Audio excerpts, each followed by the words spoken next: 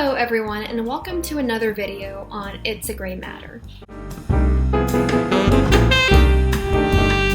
We are going to carry on with our discussion of physical symptoms within autism spectrum disorder. Today we will examine gastrointestinal symptoms specifically. The literature has a few interesting theories that I plan to examine. In other words, we're spilling our guts today. That doesn't look like guts to me. Sorry. Multiple studies address the gut microbiome. For starters, Liu and colleagues completed a meta-analysis in 2019 of several probiotic trials for lactobacillus. While it wasn't a DIY experiment by any means, the study found little change in gastrointestinal symptoms and behavioral problems in children with autism. That was a sad day for lactobacillus. I'm a bacteria and I'm so sad. The other studies examined the symptoms from a gut-brain perspective. You could say these scientists put their head to it.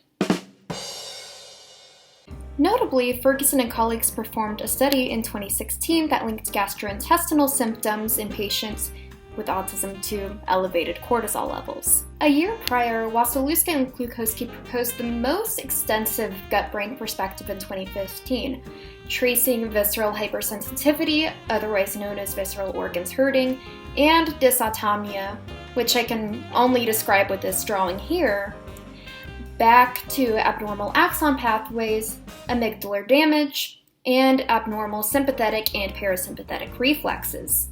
Their 2015 study also proposed non-gut-brain hypotheses that had to do with food selection associated with autism due to their restrictive and repetitive behaviors. These side effects included low metabolites, low gut bacteria, and disorders in the gut-blood barrier, which may link to Marler's and colleagues' upcoming theory about excess serotonin.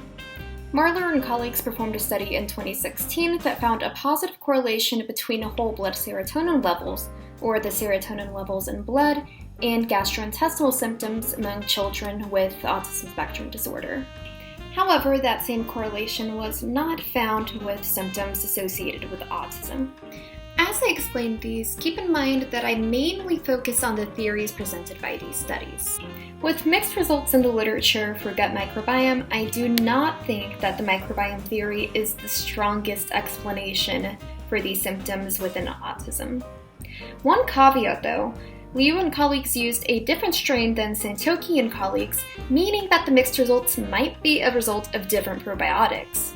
Regardless, I can't do much beyond the mixed results since the studies are recent and have limited replications.